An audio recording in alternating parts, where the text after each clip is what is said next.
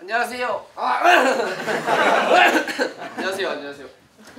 저희는 이제 인공지능, 즉 Artificial Intelligence에 대해서 발표하게 된 김기남, 송정명, 김도현이 있는 조입니다. 인공지능에 대해서 아시나요? 네. 인공지능의 정확한 의미는 어떠한 문제가 주어졌을 때 그 문제를 스스로 사고하고 해결할 수 있는 시스템을 얘기하는 말입니다. 근데 이제 이 인공지능을 구현하려면, 실행하려면 그거에 대해서 이제 그거를 실행할 수 있는 그 기술이 필요하잖아요. 그 기술이 뭔지 아시나요? 모르실 텐데 제가 설명해 드리도록 하겠습니다. 그 기술은 바로 머신러닝이라는 기술입니다. 이건가? 네. 머신러닝이란 인공지능 시스템들을 학습시키는 알고리즘을 연구하고 그것을 활용하는 기술입니다. 즉 컴퓨터가 엄청난 양의 데이터를 스스로 학습하고 축적하며 예측하는 기술입니다. 여기 있는 그림이 보이시나요? 네. 제일 큰 원에 인공지능이라고 적힌 원이 있고 그 중간 원에 기계학습, 즉 머신러닝이라고 적힌 원이 있습니다. 그리고 제일 안쪽에 딥러닝이라고 적힌 제일 작은 원이 있죠. 이렇듯 머신러닝이 기계학습, 이 머신러닝이라는 거는 인공지능을 구현하기 위한 하나의 기술이고 딥러닝이라는 것은 그와 같이 인공지능을 하기 위한 기계학습을 좀 더 정확히 더 완벽하게 구현하기 위해 만들어진 딥러닝이라는 기술입니다. 딥러닝은 인공신경망을 이용하여 데이터를 군집하거나 분류하는 데 사용하는 기술로서 수많은 데이터들의 패턴을 발견한 뒤 사물을 구분하는 정보 처리 방식을 이제 머신러닝에다가 모방해서 더한 기술입니다. 네. 이거를 좀 말이 어려우니까 좀 더 쉽게 아주 간단하게 정리를 하자면 데이터를 학습하고 학습의 결과로 사고하고 결과를 도출하는 게 이 머신러닝과 딥러닝의 정확한 의의가 되겠습니다. 지금부터는 이 인공지능을 실생활에서 어떻게 사용할 수 있는지에 대해 말씀을 드릴 텐데요. 제가 자료 조사를 한 결과 이렇게 세 분야로 나눌 수 있었어요. 인력은 그냥 노동이라고 생각하시면 되는데 그냥 우리가 살면서도 노동이 약간 필요한 일들 있잖아요. 그런 걸 이쪽으로 분류를 했고, 지식은 살면서 꼭 필요하지만 고급 지식이기 때문에 일반 사람들이 알기 어려운 그런 지식들을 의미하고, 감정은 우리가 의사소통할 수 있는 그런 분야를 분류를 했습니다. 먼저 인력부터 말씀을 드릴 텐데, 일단 저는 드론 택배 배달이 가장 먼저 떠올랐어요. 그 작년에 체육대회 할 때 선배분께서 드론에다가 카메라를 해서 그 영상을 찍은 걸 본 적이 있는데, 그런 것처럼 여기다가 집게를 달아서 드론 택배 배달을 할 수 있다는 것을 자료 조사를 통해 알게 되었습니다.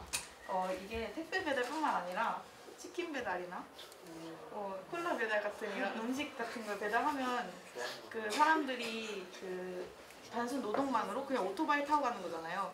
그런 거를 기계가 할 수 있으니까 좀 더 노동력을 줄일 수 있다는 효과가 있을 수 있을 것 같습니다. 그리고 자율주행차인데요.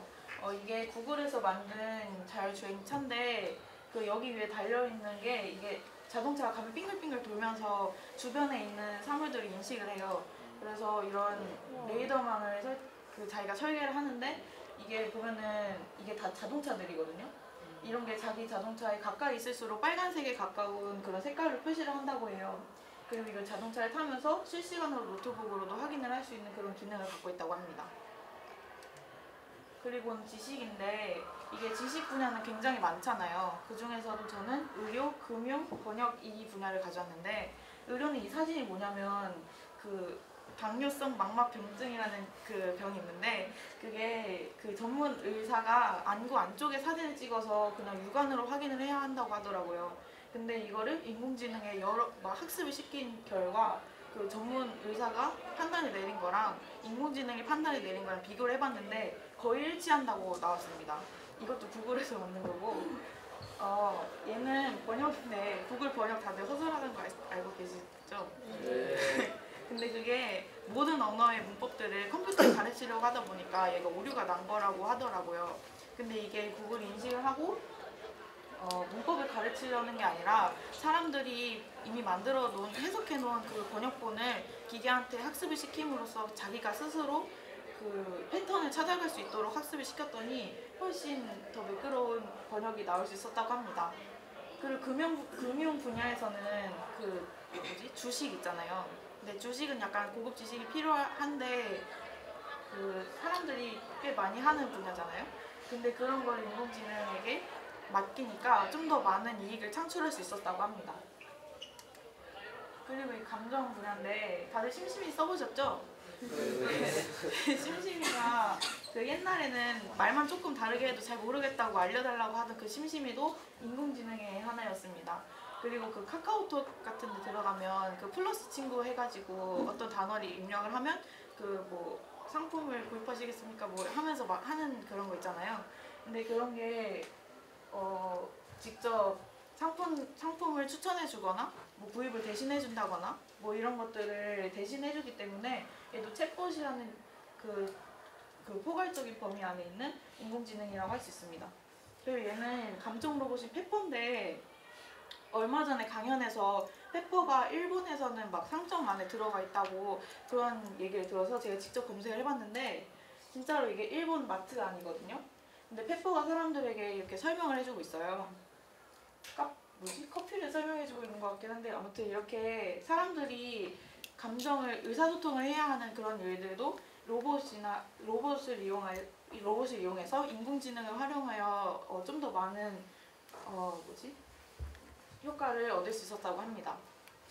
제가 이렇게 자료 조사를 해본 결과 이 기술들이 도대체 무엇을 위한 기술인가, 도대체 왜 이런 기술이 나왔지라는 생각을 갖게 됐는데 제 생각에는 이 기술들이 인간의 약간의 본능적인 귀찮음과 그리고 좀 더 편리하게 살 수는 없을까라는 의문에서 시작해서 결국에는 사람을 위한 기술이라는 결론을 내릴 수 있었습니다. 사람을 위한 기술로서 사람을 좀 더 편리하게 하고 좀 더 편리하게 살 수 있는 그런 기술이라고 할 수 있을 것 같습니다.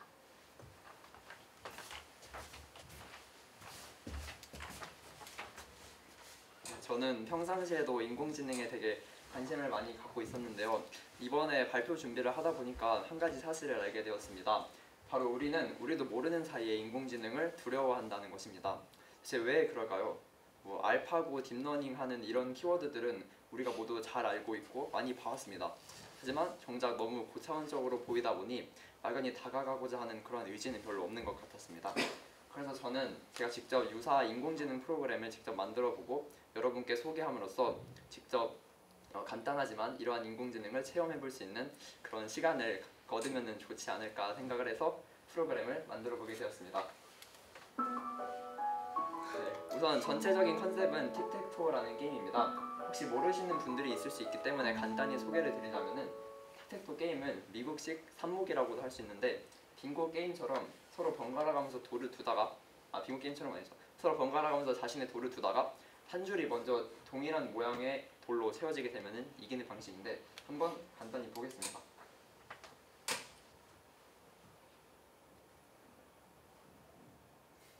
네, 이처럼 지금 오른쪽 대각선 방향이 모두 동그라미 모양으로 채워졌습니다.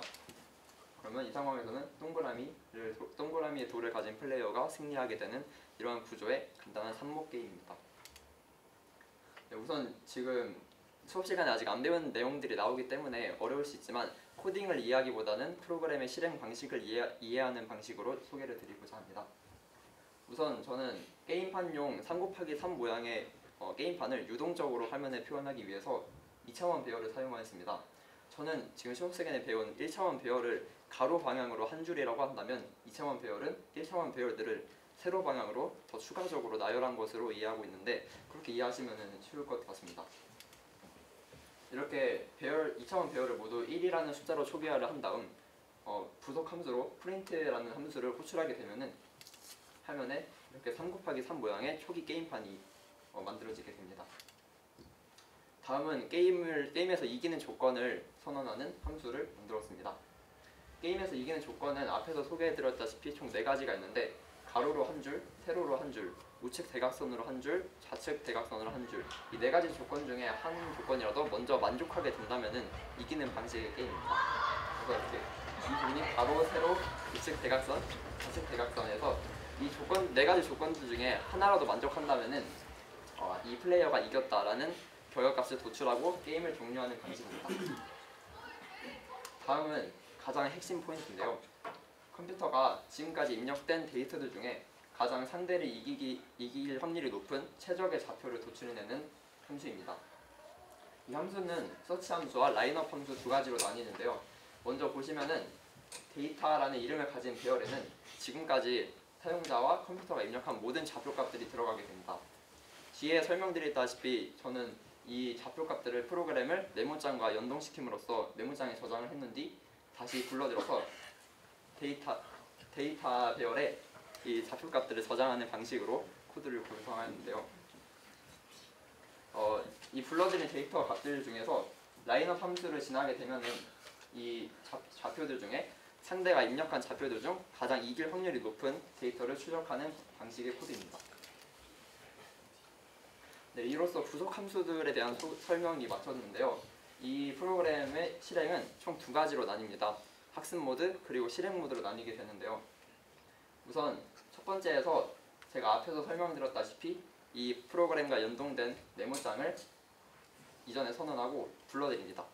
그래서 아직은 초기 상태이기 때문에 데이터가 메모장에 저장되어 있지 않습니다. 그래서 컴퓨터는 랜덤으로 이전에 선언한 좌표와 겹치지 않도록 새로운 좌표들을 계속 호출하고 사용자는 이제 컴퓨터를 이기기 위해서 지능적으로 플레이를 하겠죠. 당연히 플레이어가 이길 확률이 높습니다. 그럼 왜 컴퓨터를 굳이